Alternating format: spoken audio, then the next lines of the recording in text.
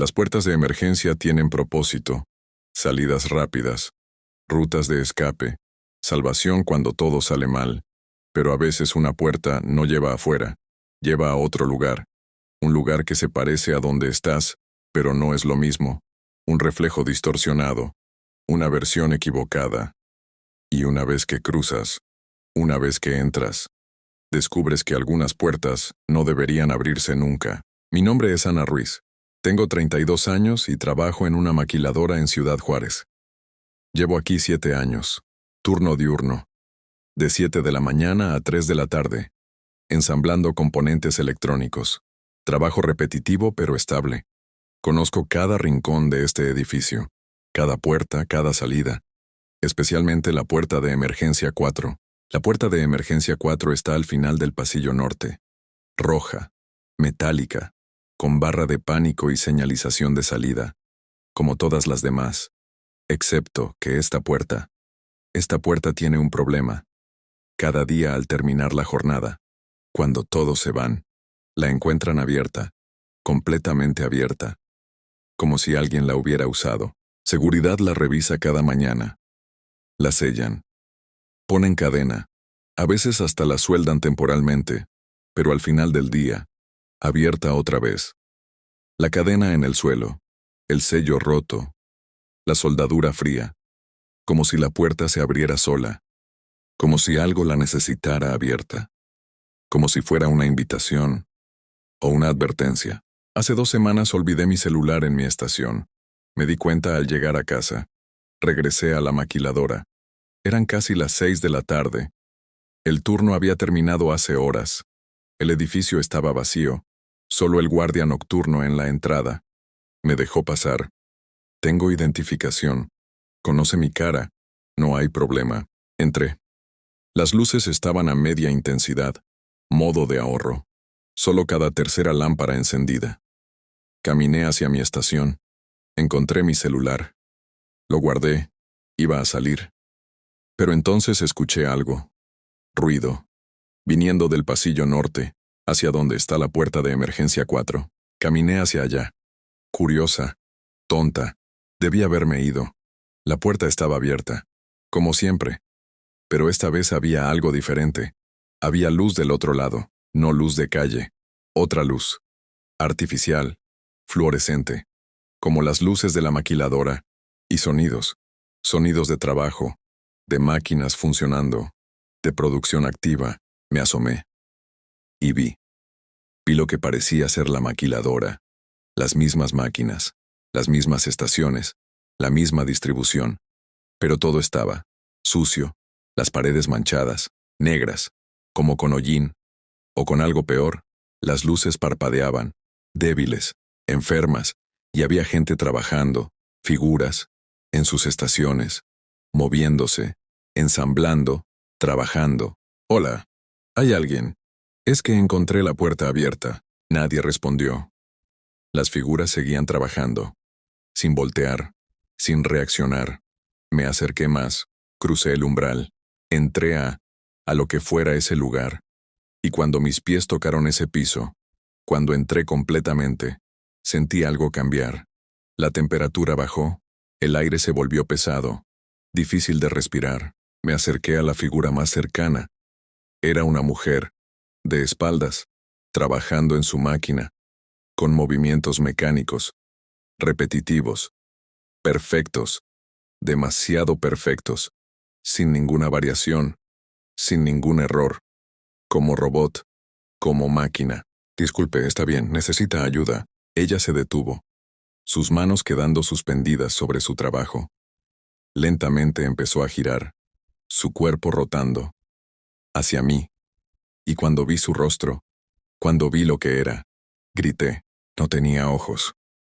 Solo cuencas vacías, negras, profundas. Donde deberían estar sus ojos había solo huecos, oscuros, infinitos.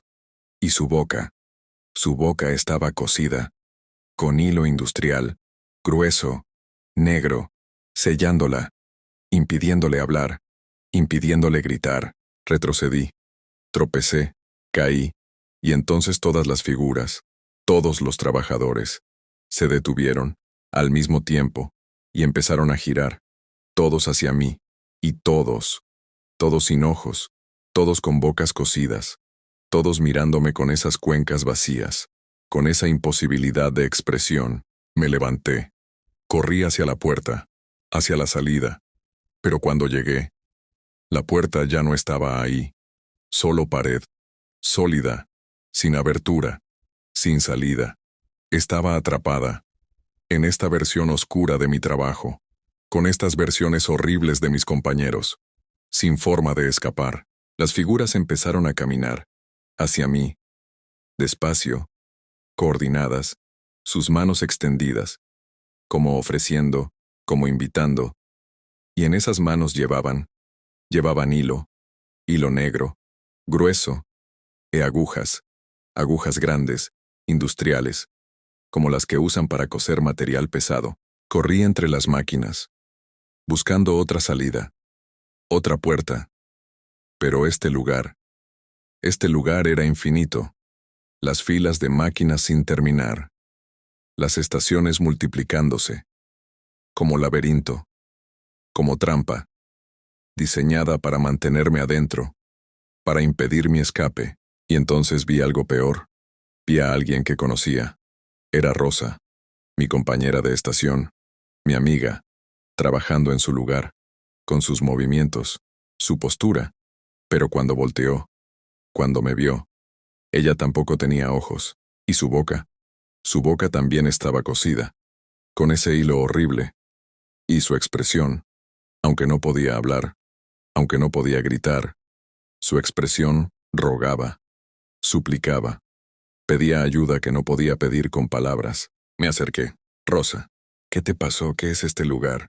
Ella señaló hacia una esquina, hacia algo que no había visto. Una silla vieja, manchada, y junto a ella, más hilo, más agujas, y algo más, un libro, viejo, con páginas amarillentas. Lo abrí.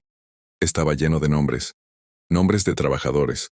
Algunos los reconocí, gente que había trabajado aquí, gente que había renunciado, o que había desaparecido, o que simplemente un día no regresó. Y al final del libro, espacios en blanco, esperando nuevos nombres, y una pluma, junto al libro, como invitación, como contrato, como si este lugar necesitara, como si este lugar recolectara trabajadores, para llenar sus estaciones, para mantener su producción eterna.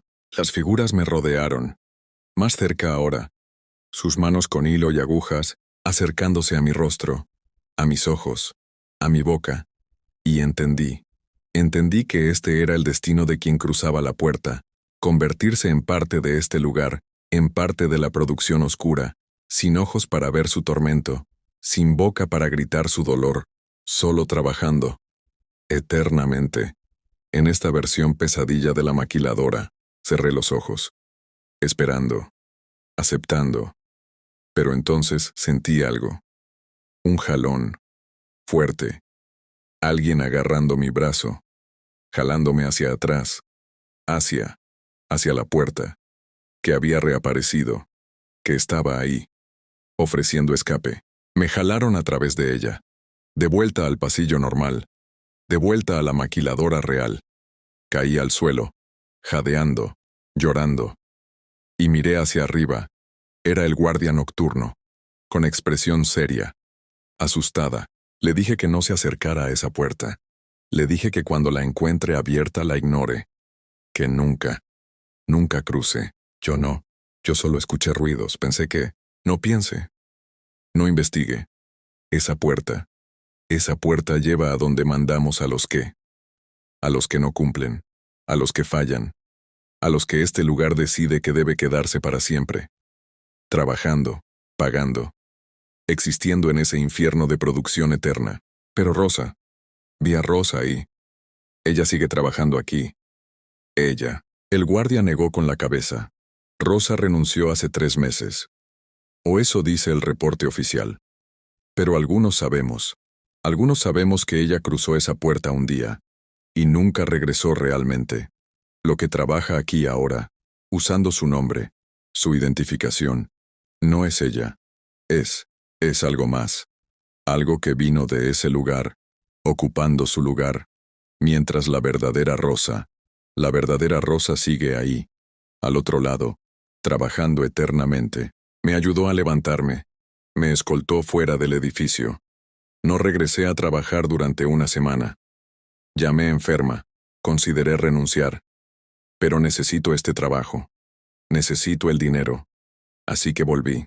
Y ahora evito el pasillo norte. Nunca miro hacia la puerta de emergencia 4. Aunque la veo. Aunque sé que está ahí. Abierta cada tarde. Esperando. Llamando. Invitando al próximo trabajador curioso. Al próximo que cruce. Al próximo que se una a la producción oscura. Y Rosa. Rosa sigue trabajando. En su estación. Junto a la mía. Pero ya no hablamos.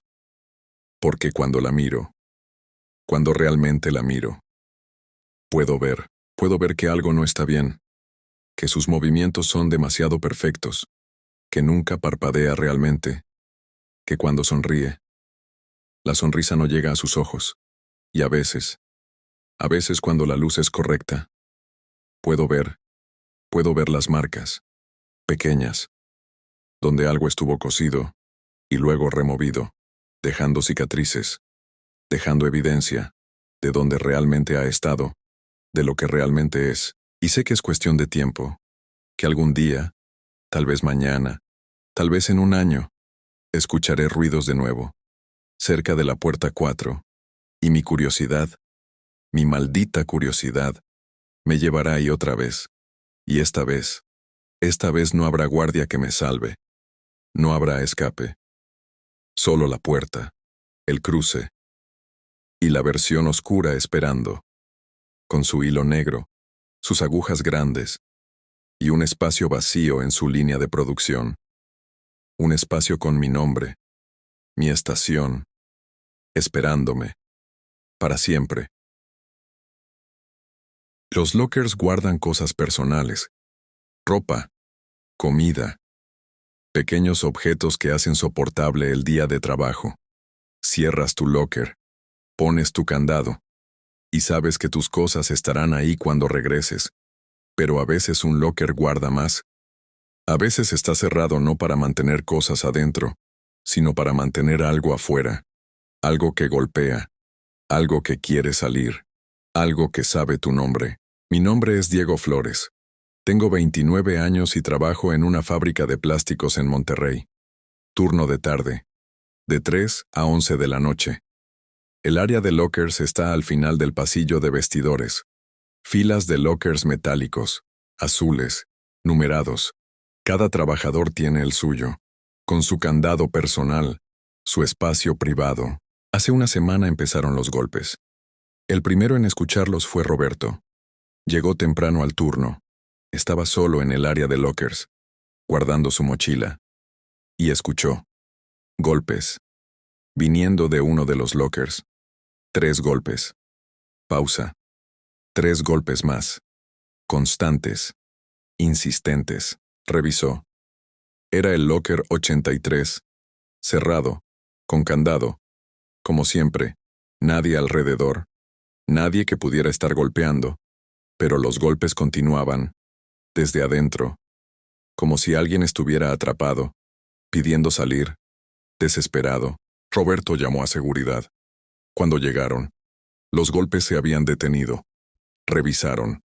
El candado estaba en su lugar. Nadie tenía llave.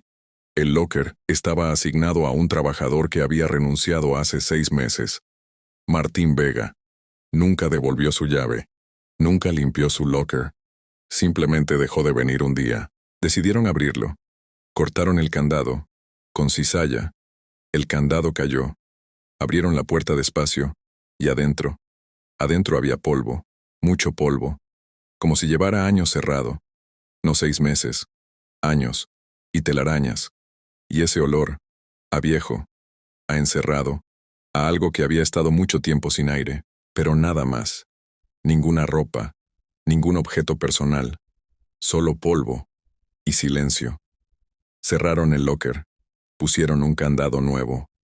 Y pensaron que había sido, no sé, tuberías, ratones, algo. Pero no una persona atrapada. No podía ser. Pero los golpes regresaron. 2 días después. Esta vez yo los escuché. Estaba guardando mi comida en mi locker. 12:30. Hora de almuerzo.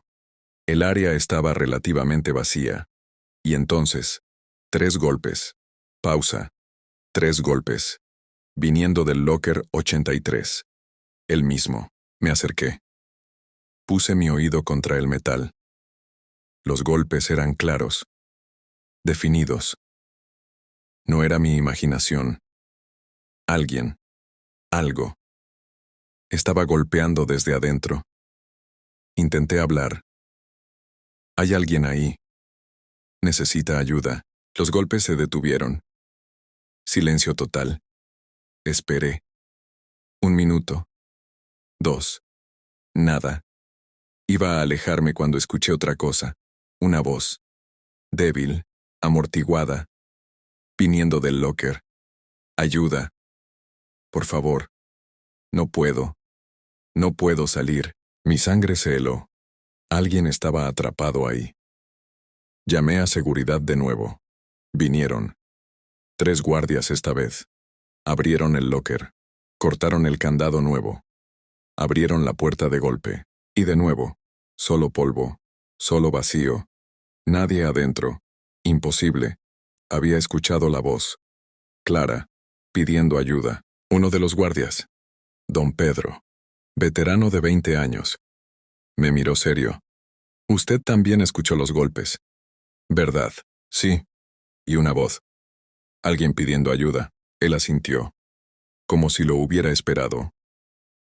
Vamos a cerrar este locker. Permanentemente. Ya no se usa. Ya no se abre. Es mejor así. Pero alguien podría estar. Trajeron un detector. De calor. De movimiento. Lo metieron en el locker. Nada. Ninguna señal vital. Ningún calor. Nada que indicara que había algo vivo ahí. Sellaron el locker. Con soldadura. Permanentemente. Ya no se podía abrir. Ya no se podía usar. Pensé que eso terminaría todo. Pero 3 noches después, los golpes regresaron. Más fuertes. Más urgentes. Y esta vez no solo yo los escuché. Todo el turno. 20 personas. Todos escuchamos. Todos al mismo tiempo. Golpes frenéticos. Desesperados. Viniendo del locker sellado. Y voces. Múltiples voces. Gritando. Suplicando. Pidiendo que los dejaran salir. Los guardias volvieron. Esta vez con herramientas. Cortaron la soldadura. Abrieron el locker por tercera vez. Y lo que encontraron. Lo que encontramos todos. Nos hizo retroceder. Nos hizo cuestionar todo. Polvo. Sí. Pero también. También una foto. Nueva. Reciente. Impresa en papel fotográfico. Apoyada contra la pared del fondo. Era una foto del turno. De nuestro turno. De todos nosotros. Tomada desde el área de lockers. Desde un ángulo imposible. Como si alguien hubiera estado parado dentro del locker. Mirando hacia afuera. Tomando la foto. De todos nosotros trabajando. Sin saberlo. Y en la foto. En el fondo. Borroso pero visible. Había alguien más. Una figura. Parada entre las máquinas. Donde no debería haber nadie. Mirando directamente a la cámara. Directamente a quien tomó la foto. Con expresión. Con expresión que no era humana. No era de este mundo. Don Pedro tomó la foto. La miró largo tiempo. Su rostro poniéndose pálido. Esto es lo que temía. El locker 83. No es solo un locker. Es algo más. ¿Qué quiere decir? Hace años, antes de que cualquiera de ustedes trabajara aquí, hubo un accidente. En esta área. Un trabajador. Martín Vega. Sí. El mismo nombre del que renunció. O al menos eso dice el reporte oficial. Quedó atrapado. En una máquina. Durante horas. Gritando. Pidiendo ayuda. Pero era de noche. Nadie lo escuchó. Nadie vino. Para cuando lo encontraron. Ya era tarde.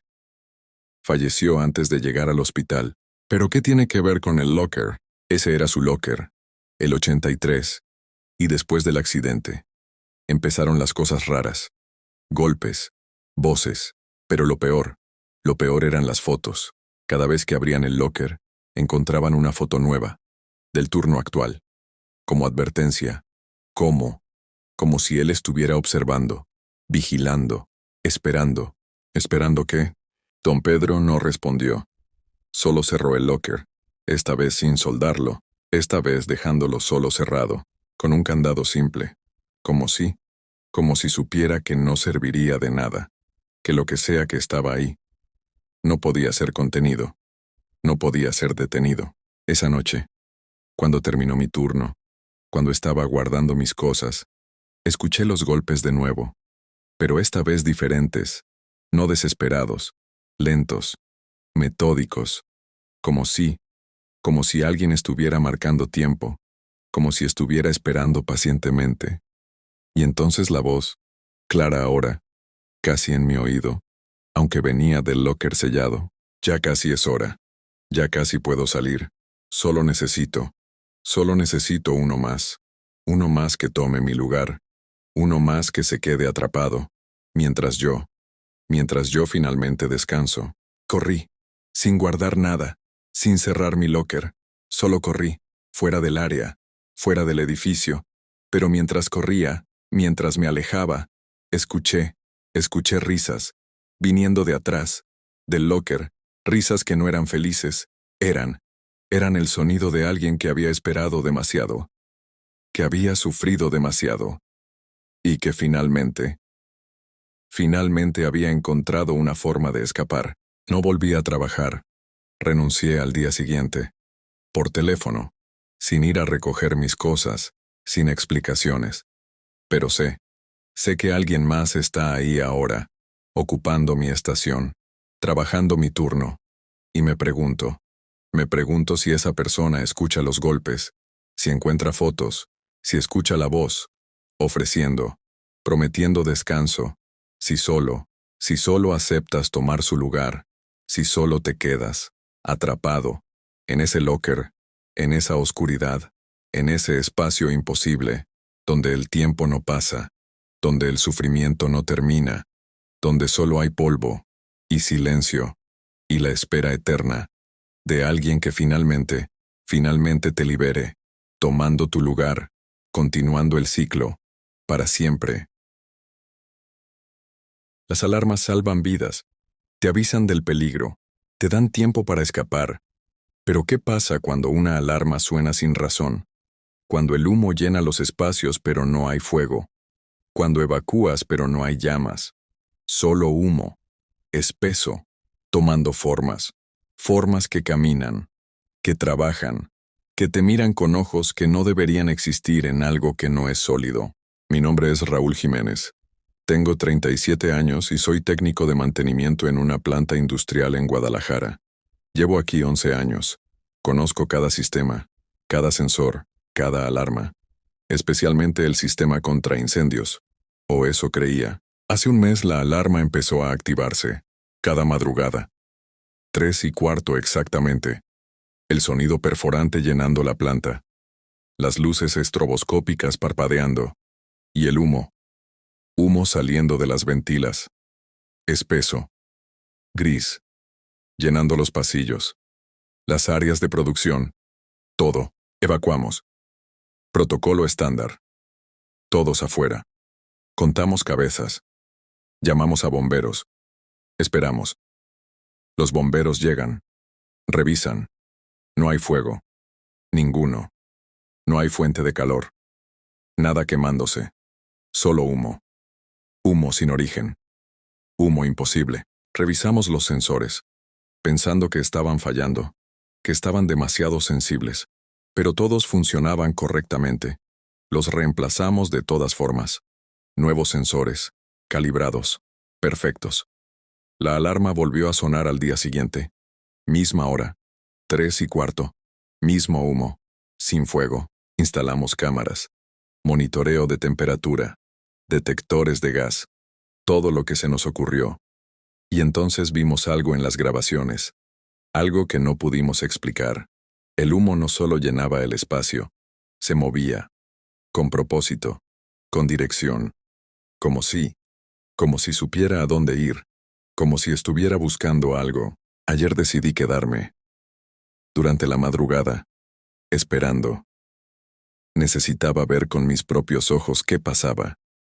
A las 3 en punto me posicioné en el área de producción principal, solo, con mi linterna, mi radio, esperando a que la alarma sonara, 3:15, como reloj. La alarma se activó, el sonido llenando el espacio, las luces parpadeando, y el humo empezó a salir, de las ventilas, del piso, de las paredes, apareciendo de la nada, llenando el espacio rápidamente, tan espeso que apenas podía ver 1 metro adelante. Encendí mi linterna, el haz cortando el humo, y entonces lo vi. El humo no solo flotaba, se agrupaba, formando figuras, formas humanas, altas, delgadas, caminando entre las máquinas, entre las bandas transportadoras, moviéndose como si estuvieran trabajando, como si estuvieran cumpliendo un turno. Hablé por radio. Hay algo raro aquí. Necesito que alguien venga, que vea esto. Estática. Luego una voz, distorsionada, que no reconocí. Ya estamos ahí. Siempre hemos estado ahí. Solo que ahora puedes vernos. Las figuras de humo se volvieron más definidas, más claras.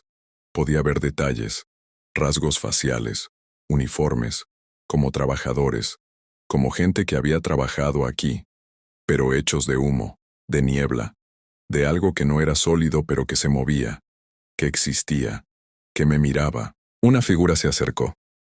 A mí. Directamente, caminando entre el humo, tomando forma más sólida con cada paso. Y reconocí su cara. Era Miguel, un compañero, que había fallecido hace 3 años, en un accidente, aquí en la planta. Un incendio pequeño que no llegamos a tiempo de controlar, que lo atrapó, que lo consumió antes de que pudiéramos salvarlo. Miguel, susurré. ¿Cómo? ¿Por qué? La figura de humo abrió su boca y habló, con voz como viento, como suspiro, como algo que venía de muy lejos. Nunca nos fuimos. Los que fallecieron aquí, los que el fuego tomó, nos quedamos, atrapados en el humo, en las cenizas, en los últimos momentos, repitiendo, siempre repitiendo. Pero no hay fuego, solo humo. ¿De dónde viene? Él señaló alrededor. Del pasado, del día que ardimos. El humo de ese día. Nunca se fue realmente. Se quedó, esperando. Y cada noche, a la hora exacta en que el fuego empezó, regresa. Y nosotros regresamos con él, trabajando, intentando terminar nuestro turno, intentando escapar, pero siempre volviendo, siempre atrapados. Más figuras se acercaron. Reconocí a algunas, trabajadores que habían fallecido en diferentes accidentes, a lo largo de los años. Todos aquí, todos hechos de humo, todos caminando, trabajando, existiendo en este estado entre vida y muerte, entre sólido y vapor, entre pasado y presente. Una figura femenina se acercó. Era Sandra. Había fallecido hace 5 años. Intoxicación por gases, un escape que no detectamos a tiempo. Extendió su mano de humo hacia mí, tocando mi brazo. Y sentí frío, penetrante, como si su toque drenara calor, vida, solidez. Puedes ayudarnos, dijo su voz susurrante. Puedes quedarte, unirte a nosotros. Entonces seremos más. Entonces tal vez tengamos fuerza suficiente para finalmente salir, para finalmente escapar de este ciclo. No, yo no pertenezco aquí, estoy vivo. Todos lo estábamos. Una vez. Pero la planta nos reclamó. Y ahora te reclama a ti. Porque estás aquí. Porque nos viste. Porque ahora sabes. Y lo que se sabe, no se puede ignorar. No se puede olvidar, no se puede escapar. Las figuras me rodearon, más y más apareciendo del humo.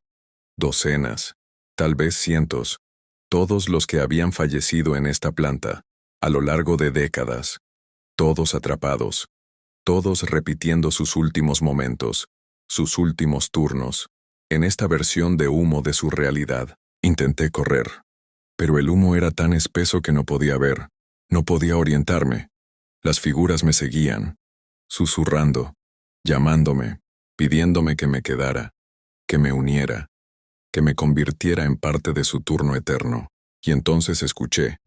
La alarma se detuvo. Abruptamente.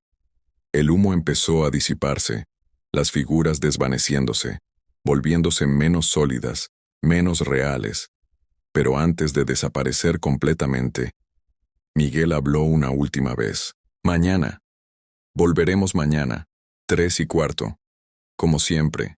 Y tú estarás aquí, porque ahora eres parte de esto, porque nos viste, y lo que se ve, no se puede dejar de ver. Cada noche, nos verás, y cada noche, te acercarás más, a convertirte, a unirte, a ser humo como nosotros. El humo se disipó completamente. Las luces normales volvieron. Estaba solo, en la planta vacía, pero en mis brazos, en mi ropa, había marcas, manchas grises, como hollín, como si manos de humo me hubieran tocado, me hubieran marcado, me hubieran reclamado. No regresé al día siguiente.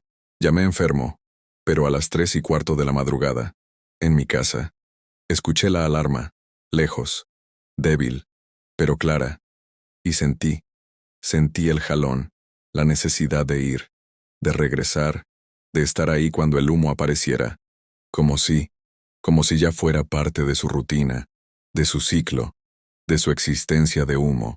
Y cada noche es peor. Cada noche el jalón es más fuerte, la alarma más clara. Y cuando miro mis manos, cuando las miro a la luz correcta, puedo ver que están cambiando, volviéndose menos sólidas, más translúcidas, como si lentamente, gradualmente, me estuviera convirtiendo en humo, en parte de ellos, en parte del turno fantasma que nunca termina. Y sé que pronto, tal vez esta noche, tal vez mañana, no podré resistir más. Iré, volveré a la planta, a las 3:15, cuando la alarma suene, cuando el humo aparezca, y esta vez no saldré. Me quedaré, me uniré a las figuras, caminando entre las máquinas, trabajando mi turno eterno, hecho de humo, de ceniza, de los últimos momentos, repitiendo para siempre, sin fuego que nos consuma completamente, sin escape que nos libere, solo el humo, y la alarma, y el turno que nunca termina.